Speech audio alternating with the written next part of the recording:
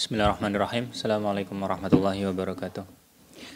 Alhamdulillahirabbil alamin wa bihi nasta'in wa la murid dunya waddin. Wassalatu wassalamu ala asyrafil anbiya'i wal mursalin sayyidina Muhammadin wa ala alihi wa sahbihi wa man sara ala naji ila yaumiddin. Amma ba'd. Alhamdulillah atas nikmat Allah Subhanahu wa taala kepada kita, nikmat yang begitu banyak, nikmat yang begitu luas, nikmat yang begitu agung yang kita tidak akan mampu menghitung nikmat tersebut. Semoga Allah Subhanahu wa taala memberikan taufik kepada kita agar kita mampu menjadi hamba-hambanya yang bersyukur, baik dengan hati, dengan lisan, dan juga dengan perbuatan. Kemudian salawat dan salam kita haturkan kepada Nabi Muhammad SAW, pembawa risalah Islam yang telah menunjukkan kepada kita jalan yang hak, jalan yang terang, jalan yang tidak ada lagi keraguan di dalam jalan tersebut. Jalan itu adalah jalan Rasulullah SAW dan jalan para sahabatnya ridwanullah alaihim ajma'in. Maka kebaikan bagi kita adalah mengikuti mereka ridwanullah alaihim ajma'in. Karena kebaikan itu adalah jalan selamat baik di dunia maupun juga di akhirat. Pemirsa yang dirahmati Allah Subhanahu wa taala, insyaallah pembahasan kita masih di pembahasan tentang Ali bin Abi Thalib radhiyallahu taala anhu. Dan buku yang kita pakai, buku Khulafaur Rasyidin yang membahas tentang Khulafaur Rasyidin, Abu Bakar, Umar, Utsman, dan Ali. Dan pembahasan kita masih pembahasan Ali, dan ini berarti khalifah yang terakhir.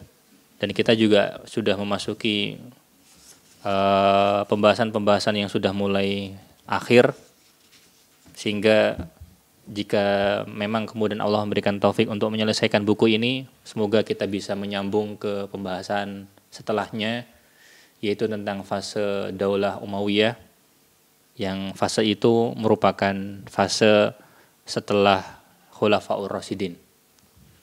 Taib. Pemirsa yang dirahmati oleh Allah, pembahasan kemarin tentang Ali, kita sudah membahas tentang sikap Ali, apa saja yang dilakukan oleh Ali bin Abi Thalib ketika menjabat sebagai khalifah, dan juga bagaimana sikap sebagian sahabat menyikapi kebijakan-kebijakan Ali tersebut. Maka pembahasan kita pada kesempatan kali ini, kita akan membahas tentang peristiwa-peristiwa penting yang terjadi pada masa Ali. Kita akan baca apa saja peristiwa penting yang terjadi pada masa Ali. Bismillah, kita baca. Qala musannif ahamul ahdath fi ahdi Ali radhiyallahu anhu. Peristiwa penting yang terjadi pada masa Ali bin Abi Thalib radhiyallahu taala anhu wa ardhah.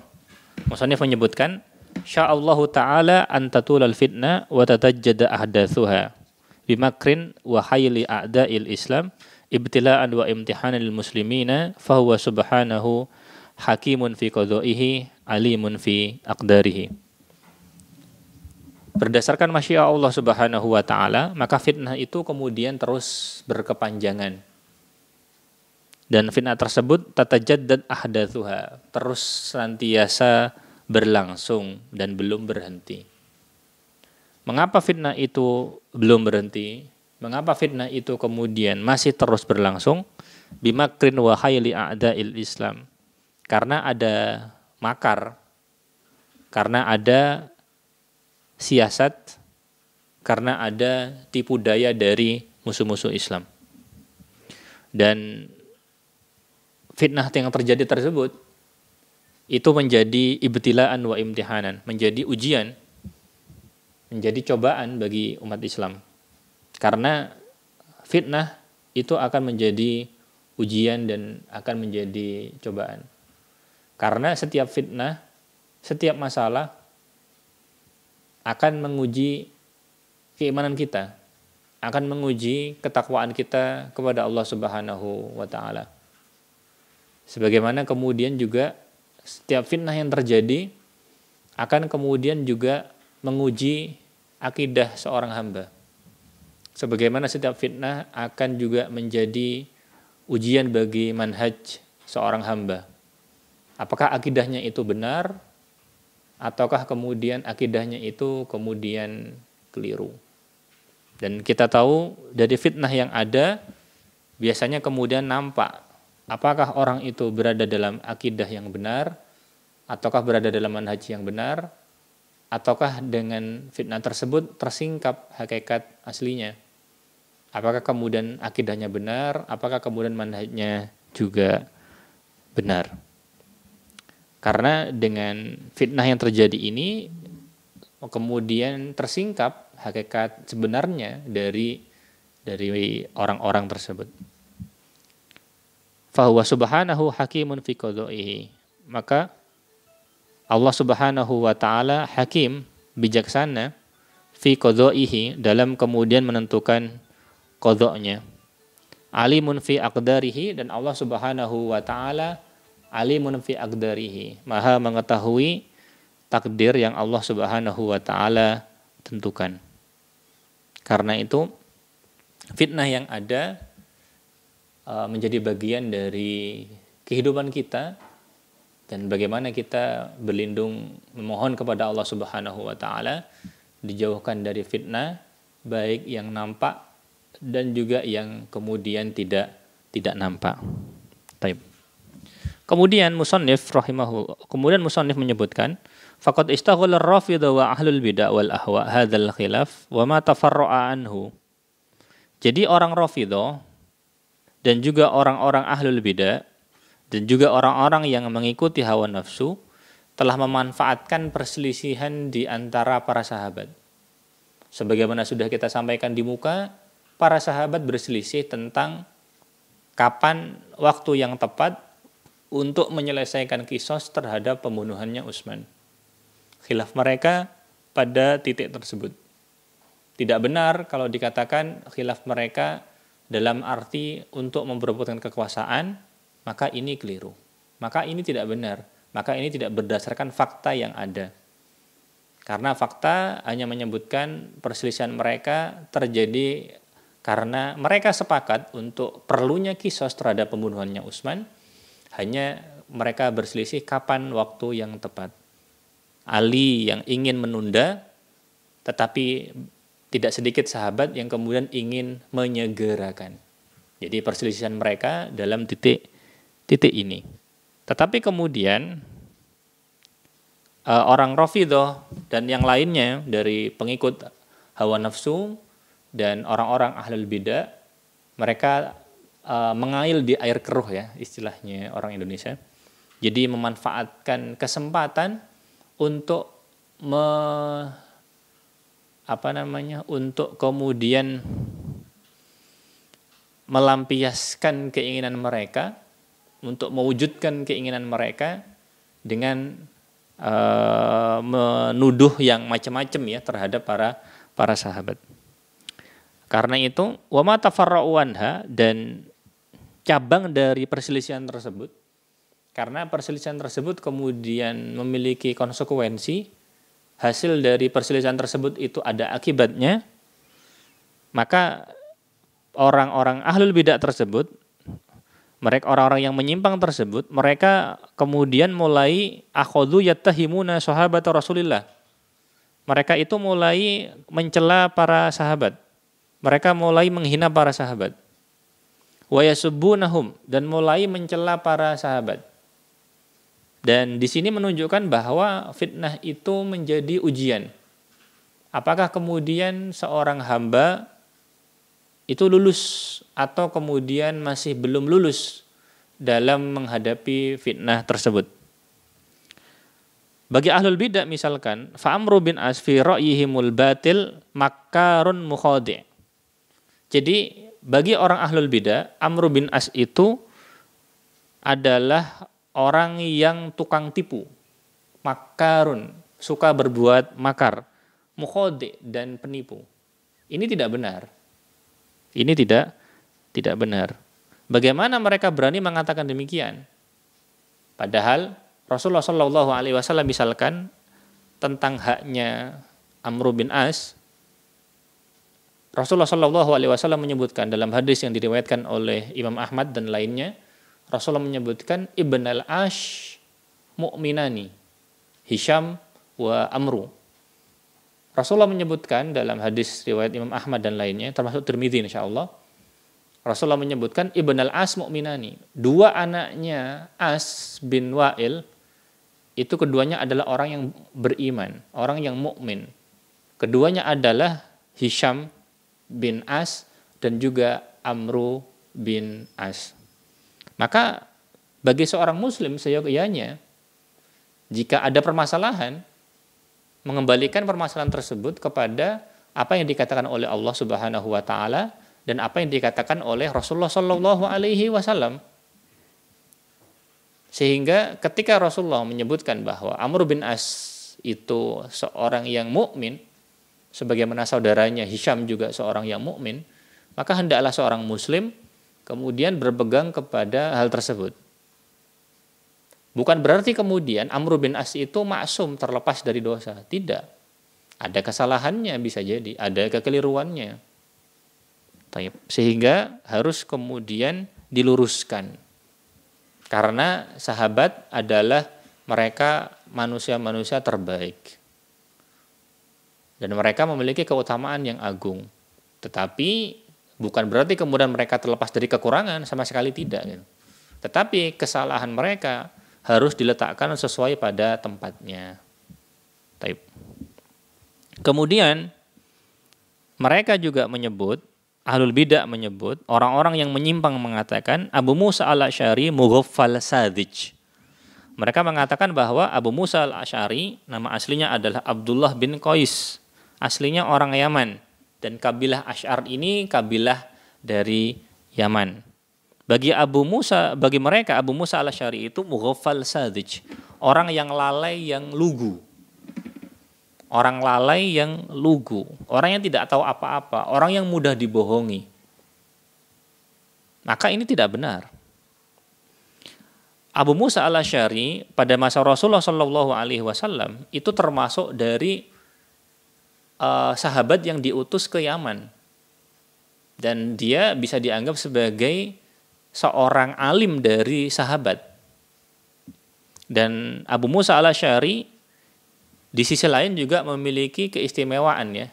Di antara keistimewaannya misalkan beliau itu suara bacaan Al-Qur'annya itu sangat merdu. Sangat merdu dan Rasulullah Shallallahu alaihi wasallam itu senang mendengarkan bacaan Al-Qur'an dari Abu Musa al-Asy'ari.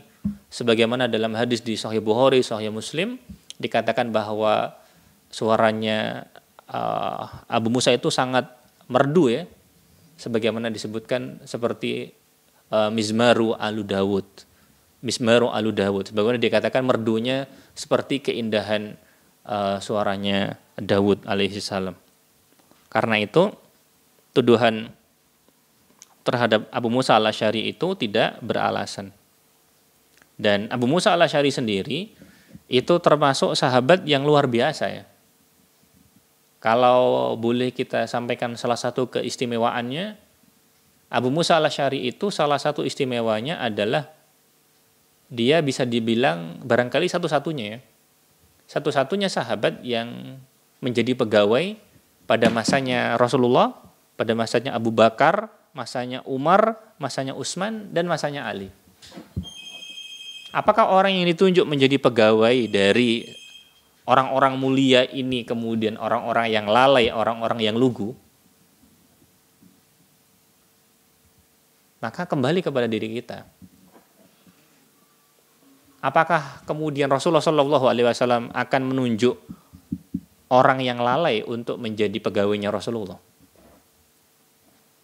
Tentu saja tidak. Karena itu apa yang mereka katakan dari orang-orang yang menyimpang tersebut itu tidak beralasan. Dan ini hasil dari mereka salah memahami sejarah. Salah mengambil mengambil pelajaran dari sejarah. Atau mereka salah informasi sejarahnya. Karena itu sejarah yang kita sampaikan itu informasinya harus benar. Jangan sampai mengambil informasi dari orang yang salah. Karena ketika mengambil informasi yang salah, maka pengetahuan yang dibangun di atas informasi tersebut itu nanti salah juga. Dan itu berbahaya. dan kemudian tidak sesuai dengan nilai-nilai dalam Islam. Kemudian orang ahlul bidah, orang yang menyimpang itu juga mengatakan bahwasanya Muawiyah tami'un fil hukmi wa sultan. Mereka misalkan orang yang menyimpang mengatakan bahwa Muawiyah itu orang yang tamak terhadap kekuasaan. Kita katakan Muawiyah tidak tamak kepada kekuasaan. Muawiyah hanya berijtihad, walaupun mungkin ijtihadnya keliru. Tapi kemudian Muawiyah bukan berarti orang yang menginginkan kekuasaan. Dia kemudian menuntut di kisos, bukan Muawiyah itu tamak kekuasaan. Muawiyah itu termasuk keluarga dekatnya Utsman. Dan dia termasuk orang terdekatnya Utsman. Dan dia termasuk orang yang paling layak menuntut kematiannya Utsman itu diadili. Dan itu yang dilakukan oleh Muawiyah. Bukan berarti Muawiyah kemudian tidak pernah keliru. Muawiyah berijtihad dalam masalah ini, menuntut di kisos, dan itu yang kemudian menjadikan dia sedikit berselisih dengan Ali bin Abi Thalib radhiyallahu anhu, dan kita kemudian tahu bahwa perselisihan tersebut kemudian ternyata ada pengaruhnya, ada akibatnya, ada konsekuensinya. Tapi kita harus menyadari bahwa perselisihan tersebut terjadi karena ijtihad, bukan karena kemudian tamak pada kekuasaan. Dan nanti akan kita sampaikan beberapa bukti tentang hal tersebut menunjukkan bahwa bukan kemudian tamak kepada kekuasaan, tidak benar. Tidak benar. Dari mana kemudian mereka mendapatkan hal seperti ini? Harusnya mereka kemudian bisa mendatangkan bukti. Qul hatu burhanakum in kuntum shadiqin. Ila ghairi dzalika mimma fi kutubihim wa riwayatihim al-madsusah fi kutubit tarikh. Dan juga perkataan-perkataan lain yang terdapat dalam kitab-kitab mereka, dan juga pernyataan-pernyataan lain yang terdapat dalam riwayat-riwayat mereka, di mana riwayat-riwayat tersebut riwayat-riwayat yang rusak, riwayat-riwayat yang tidak benar, riwayat-riwayat yang memuat banyak sekali kerusakan. Dan celakanya tidak sedikit riwayat tersebut tersebar sampai ke jenjang sekolah. Sehingga anak-anaknya umat Islam banyak yang menerima informasi tidak benar terhadap para sahabat ridwanullah alaihim ajma'in. Ketika informasi yang mereka terima itu tidak benar, maka informasi tersebut dibangun di atasnya pengetahuan. Sehingga mereka kemudian menganggap sebagian sahabat jelek, menganggap sebagian sahabat itu melakukan kesalahan yang fatal, dan seterusnya. Hal itu kemudian mencederai akidah mereka. Dan itu menjadi tugas kita bersama untuk menjelaskan kepada umat Islam, menjelaskan kepada semuanya sikap sahabat yang benar, menjelaskan hakikat sebenarnya dari peristiwa yang terjadi. Sehingga faktanya harus diluruskan, sejarahnya harus dibenarkan, diluruskan, disampaikan sesuai dengan apa yang sebenarnya terjadi. Bukan apa yang katanya orang terjadi. Tetapi betul-betul faktanya terjadi berdasarkan kaidah-kaidah yang ada dalam keilmuan Islam. Karena kalau kemudian kita pakai kaidah-kaidah kita sendiri, hasilnya akan berbeda. Kalau kemudian dibandingkan dengan kita pakai kaidah-kaidahnya misalkan orang Rafidhah. Misalkan kaidahnya orang-orang yang menyimpang, atau bahkan kalau kita pakai kaidah-kaidahnya orang kafir, maka kemudian hasilnya juga akan berbeda. Sehingga ketika kemudian informasi yang digali, sejarah yang digali itu tidak dilakukan dengan cara yang benar, maka hasilnya tidak benar, hasilnya salah, hasilnya keliru, hasilnya mencederai para sahabat, hasilnya kemudian mencela para sahabat, hasilnya kemudian menuduh para sahabat macam-macam. Jika kemudian para sahabat dituduh macam-macam, jika para sahabat kemudian dijelekkan, mereka tidak akan menghormati para sahabat. Kalau kemudian mereka tidak menghormati para sahabat, siapa lagi yang akan mereka ambil sebagai teladan? siapa lagi yang akan mereka jadikan sebagai contoh? Maka umat Islam akan kehilangan teladan, umat Islam akan kehilangan contoh. Seharusnya mereka dijadikan teladan, seharusnya mereka dijadikan contoh, malah kemudian mereka benci. Akhirnya yang terjadi, mereka kemudian alih-alih mereka mengambil pelajaran dari para sahabat ridwanullah alaihim ajmain, mereka justru kemudian meninggalkan para sahabat. Mereka kehilangan contoh, mereka kehilangan teladan. Justru akhirnya kemudian yang diambil teladan, justru kemudian orang-orang kafir. Karena itu yang kita sayangkan pada generasi kita adalah, generasi kita tidak sedikit dari umat Islam, itu kemudian lebih diajarkan untuk mengenal tokoh-tokohnya orang kafir dibanding tokoh-tokohnya umat Islam. Mereka lebih kenal tokoh-tokohnya orang kafir dibanding tokoh-tokohnya umat Islam. Padahal ketika mereka kenal tokoh-tokohnya umat Islam dan tokoh terbesarnya mereka tentu saja adalah Rasulullah dan di bawahnya adalah para sahabat. Ketika kemudian para sahabat itu dijauhkan dari mereka, siapa yang akan mereka ambil contohnya? Justru kemudian ketika informasi yang datang kepada mereka keliru, maka para sahabat kemudian mereka tinggalkan. Dan itu sangat berbahaya. Dan itu menjadi tugas kita bersama untuk meluruskannya. Dan hal itu banyak terjadi dalam cerita-cerita, bahkan dalam cerita yang ada di sekolah-sekolah. Terutama ketika membahas tentang Ali, terutama ketika membahas tentang Utsman, dan terutama ketika kemudian membahas misalkan Muawiyah bin Abi Sufyan. Karena itu sebagian ulama menyebutkan bahwa la yajtami'u hubbu Utsman wa Ali illa fi nubala'ir rijal. Tidak akan terkumpul kecintaan kepada Utsman dan kepada Ali kecuali kepada orang-orang yang cerdas. Kecuali orang-orang yang betul-betul paham tentang masalah yang terjadi. Kita katakan tidak akan juga terkumpul kecintaan kepada Ali bin Abi Thalib radhiyallahu anhu dan juga kepada Muawiyah kecuali juga pada orang-orang yang cerdas. Kenapa? Karena antara Ali dengan Muawiyah pernah terjadi perselisihan. Orang yang cerdas akan tahu apa sebenarnya masalah yang terjadi dan tahu bagaimana menyikapi yang benar.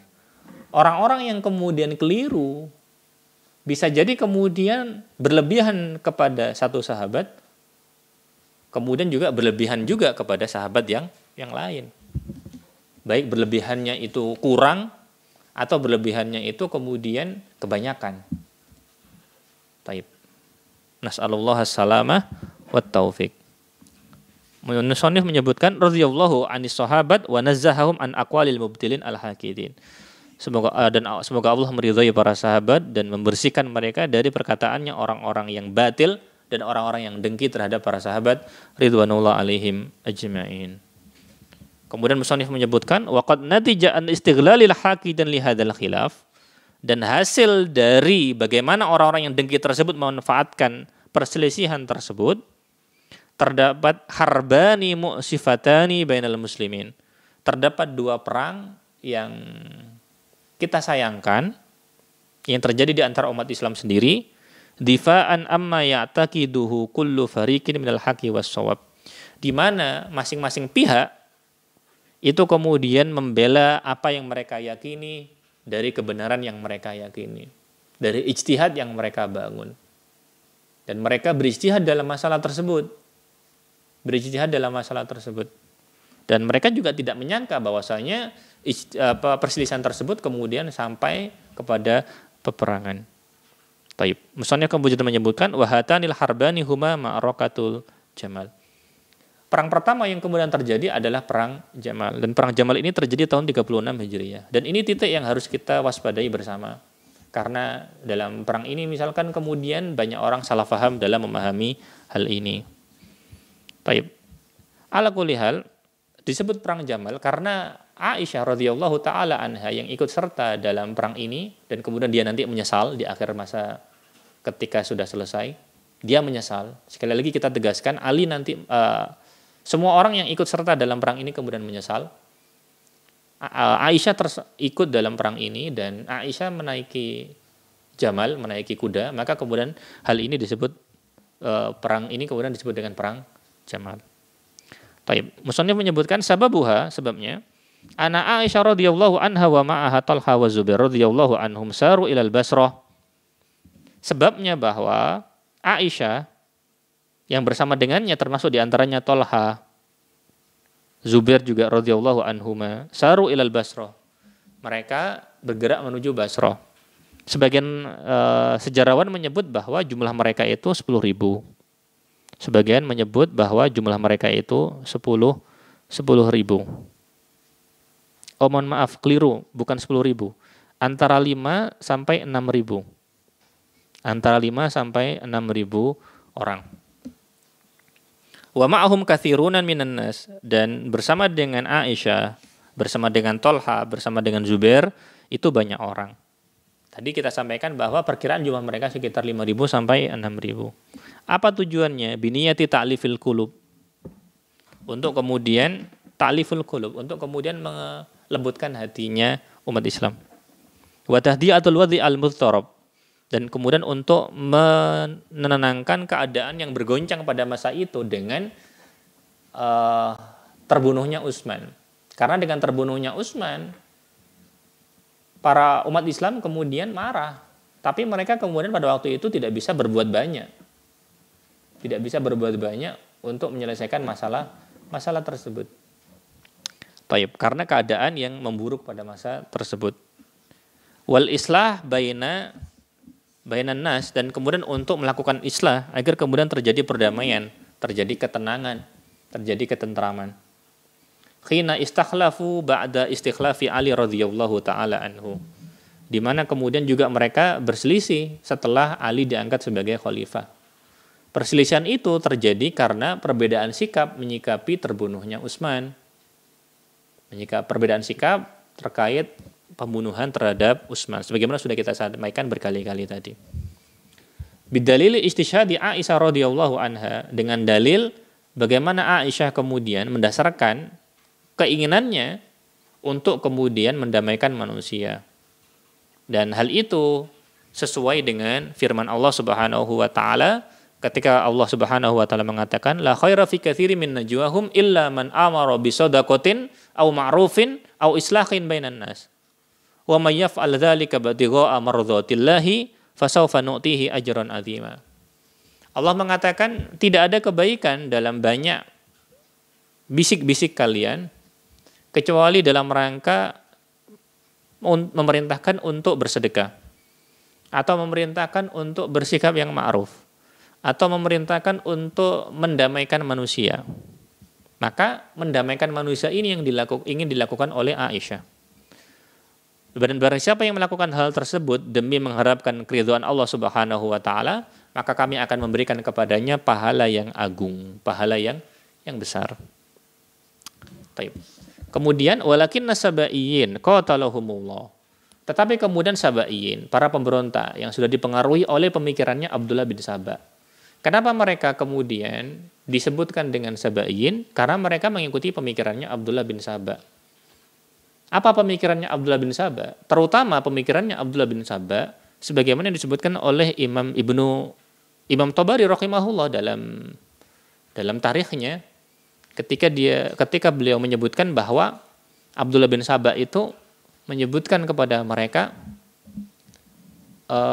untuk menampakkan amar ma'ruf kepada manusia dengan mencela penguasa mereka. Jadi ajarannya Abdullah bin Saba itu adalah menampakkan amar ma'ruf dengan mencela penguasa. Jadi kalau ada zaman sekarang di antara umat Islam yang kemudian suka mencela penguasa, maka ketahuilah bahwa itu termasuk jalannya orang Yahudi. Dan itu termasuk ajarannya Abdullah bin Saba. Sekali lagi, kalau ada di antara umat Islam masih suka mencela penguasa muslim dengan alasan amar ma'ruf, maka ketahuilah, maka hal itu adalah jalannya Abdullah bin Saba yang orang Yahudi tersebut. Padahal Rasulullah SAW memerintahkan untuk menasihati penguasa dengan sembunyi-sembunyi kalau ada kesalahan. Kalau ada kekurangan dari penguasa, kita diperintahkan untuk bersabar. bukan kemudian mencela penguasa. Mencela penguasa adalah jalannya Abdullah bin Sabah. Mencela penguasa sekali lagi adalah teladannya itu adalah Abdullah bin Sabah. Karena itu kembali kepada umat Islam. Apakah mereka kemudian mau mengikuti Allah dan Rasul-Nya, ataukah malah mengikuti jalannya orang-orang kafir? Baik. Jadi orang-orang Sabaiyun, para pemberontak tersebut, yang mereka bertanggung jawab atas pembunuhannya Utsman, auhamu wali Basrah, mereka kemudian menjadikan wali Basrah itu bingung bagaimana menghadapi pasukannya, menghadapi kedatangannya Aisyah. Alladzi ayyanahu Ali, menjadikan bingung wali Basrah. Wali Basrah tersebut namanya Utsman bin Hunayf. Jadi Utsman bin Hunayf ini kemudian bingung bagaimana menghadapi, bagaimana kemudian berbicara dengan Aisyah dan yang bersama dengannya. Taib. Jadi kemudian para pemberontak ini mengesankan kepada Utsman bin Hunayf sebagai gubernur Basrah di bawahnya Ali bin Abi Thalib. Jadi para pemberontak mengesankan bahwa Aisyah dan pasukannya itu, Aisyah dan yang bersama dengannya itu, annahum qadimuna lil qital. Mengesankan bahwasanya Aisyah dan yang bersama dengannya itu datang untuk berperang. Padahal enggak. Tidak, niatannya bukan untuk berperang. Bukan untuk berperang. Taib. Fasta'adda lidzalik.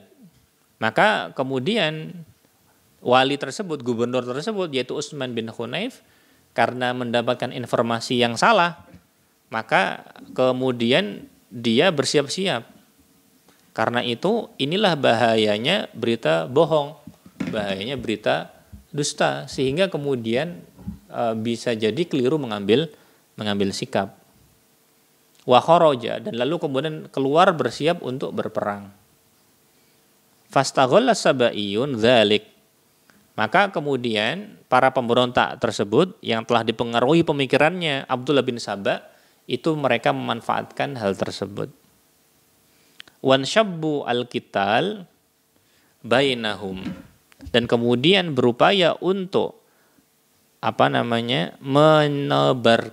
menyebarkan, mengadakan, menjadikan ada peperangan di antara mereka bi khaylatin makirah, dengan tipu daya yang keji. Walakin katsiran min haula'i sabayyin, tetapi banyak dari tetapi kemudian justru yang banyak terbunuh dalam peperangan tersebut itu justru para pemberontak sendiri. Taib. Qutilu fi hadzal qital wa ada makruhum wa balan alaihim walillahil hamd. Sehingga kemudian makar mereka, tipu daya mereka kembali pada diri mereka sendiri, kepada para pemberontak.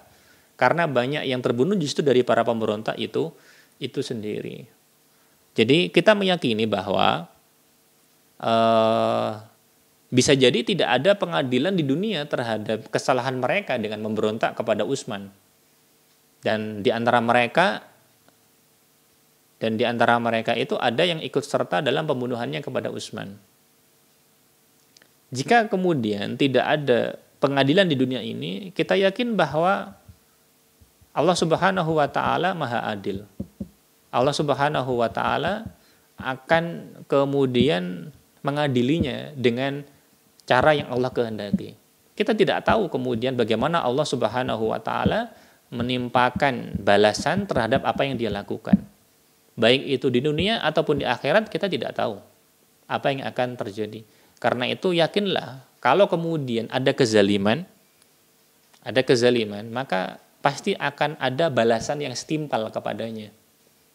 Entah balasan tersebut akan diterima di dunia, baik itu misalkan balasan di dunia tersebut memang ada pengadilan dunia, di mahkamah misalkan di dunia, di pengadilan di dunia, di kejaksaan di dunia misalkan, ataupun nanti di akhirat, kita yakin Allah Subhanahu wa taala akan kemudian memberikan keadilannya kepada manusia. Baik. Kemudian wa wasala Ali radhiyallahu taala anhu bi jaisihi ila dzikar. Baik. Lalu pasukannya Ali bin Abi Thalib radhiyallahu anhu, Ali kemudian datang. Ali kemudian datang dengan permintaan dari gubernur Basrah tadi. Jadi Ali datang karena mereka.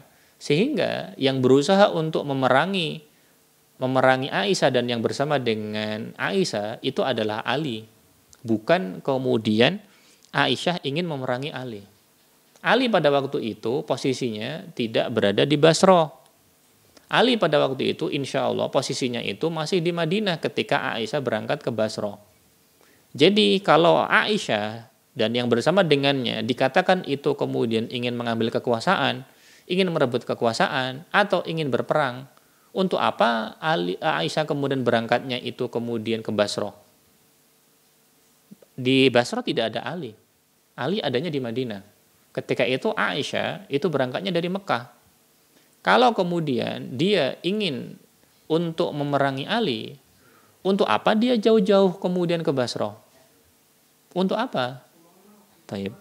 Karena itu tidak benar. Karena justru yang kemudian berusaha untuk memeranginya, yang mengambil inisiatif untuk berperang justru Ali sendiri.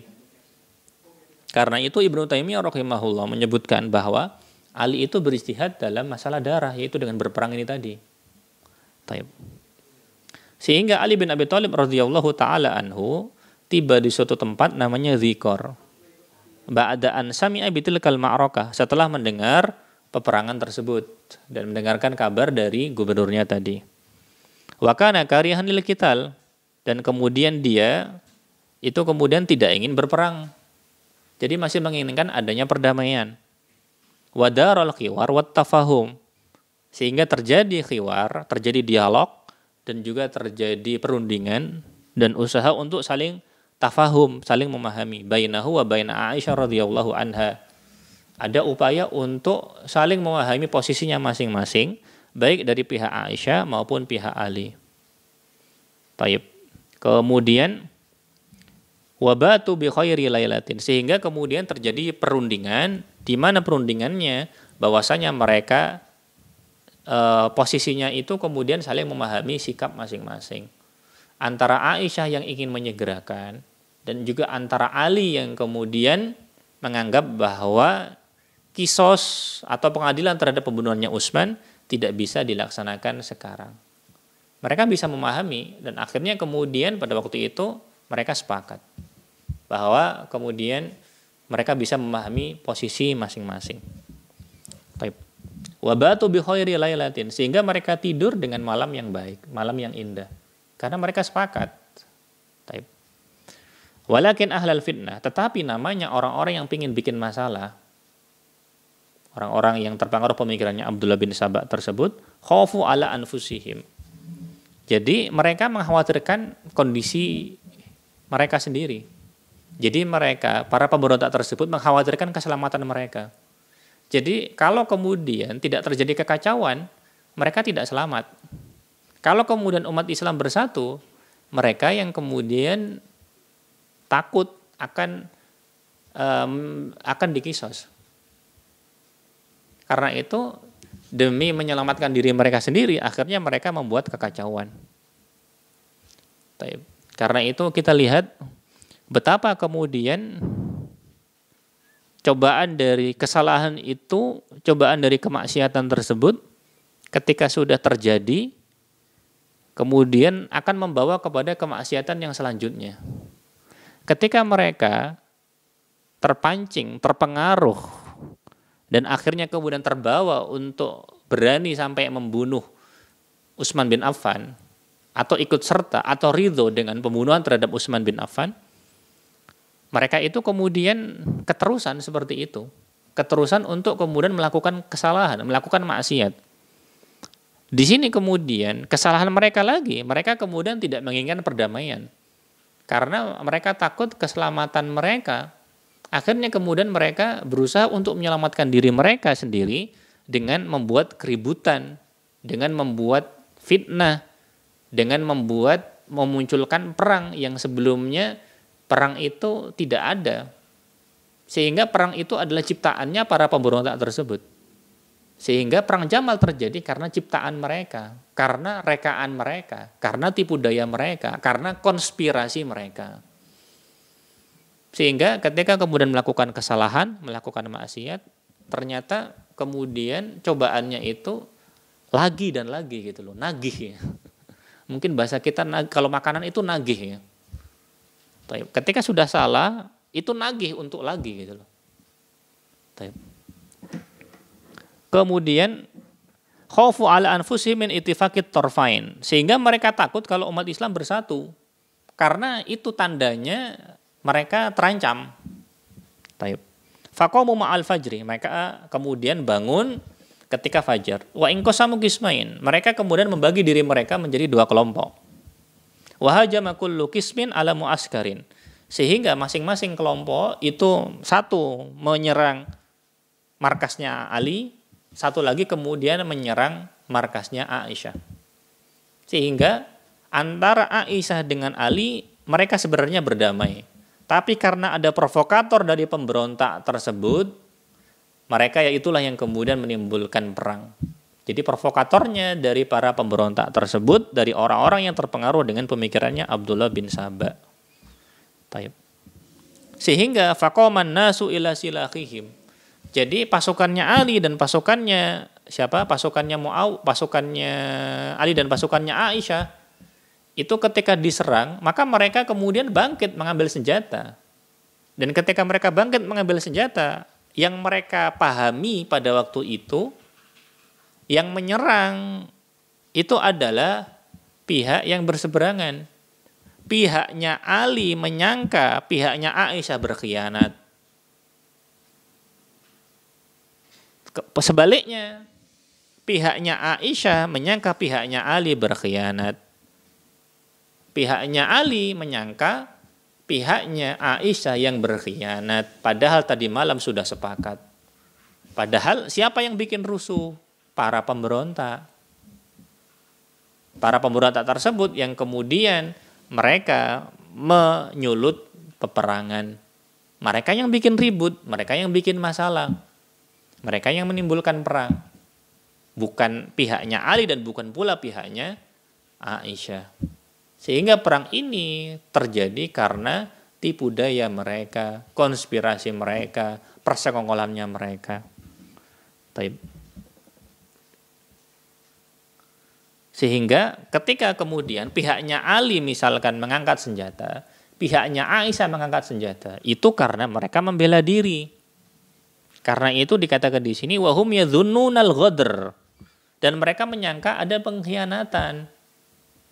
Padahal bukan pengkhianatan, tapi tipu daya, tapi persekongkolan dari pemberontak, dari orang-orang pengikutnya Abdullah bin Saba. Wa istabakal muslimuna fi qitalil marir, dan kaum muslimin, dan ini kita sayangkan, mereka kemudian berjibaku dalam peperangan yang pahit. Dalam peperangan yang kemudian sangat disayangkan terjadi. Abda fihi sabaiyun kulla haqdihim, di mana sabaiyun, pengikutnya Abdullah bin Saba di sini menampakkan full semua kedengkian mereka. Karena perang ini terjadi karena mereka, persekongkolan mereka. Bukan karena keinginan dari pihak Ali, bukan pula keinginan dari pihaknya Aisyah. Tetapi karena kedengkian dari pengikutnya Abdullah bin Saba. Wa akhadu yash'uluna narul harbi kullama bada'at tahmad. Jadi mereka kemudian menyalakan api fitnah, menyalakan api peperangan ketika kemudian api peperangan itu mulai padam. Jadi mereka menginginkan perang itu terus terjadi. Menginginkan kemudian terjadi kekacauan, terjadi perselisihan. Pokoknya jangan sampai umat Islam bersatu. Kalau umat Islam bersatu, mereka yang merancam. Wa hawala Ali wa Aisyah radhiyallahu anhuma ayyukifal harb. Ali dan Aisyah sendiri berusaha untuk menghentikan peperangan. Farsala Ali munadiyan alla kufu. Ali kemudian mengirimkan orang yang menyeru untuk menghentikan peperangan.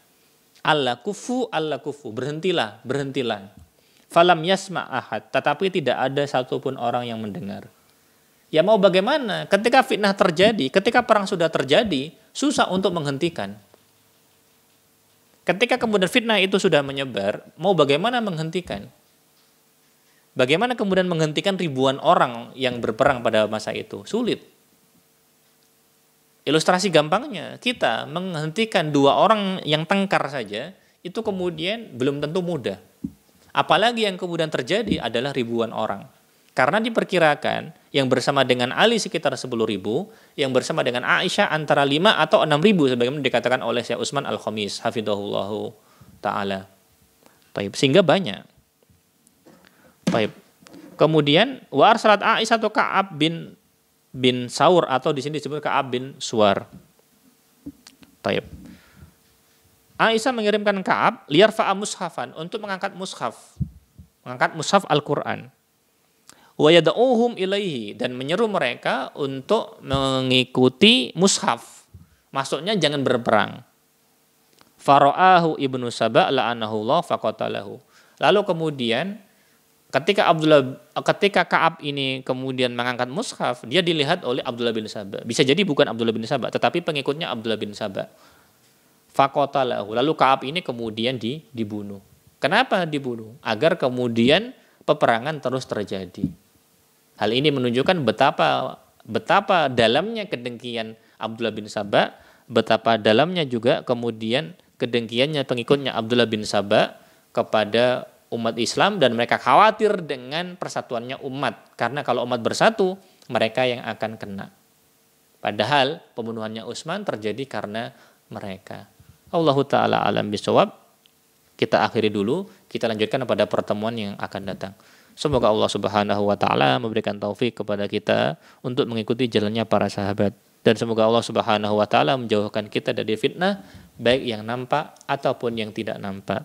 Subhanaka Allahumma wa bihamdika asyhadu an la ilaha illa anta astaghfiruka wa atubu ilaik. Wassalamualaikum warahmatullahi wabarakatuh.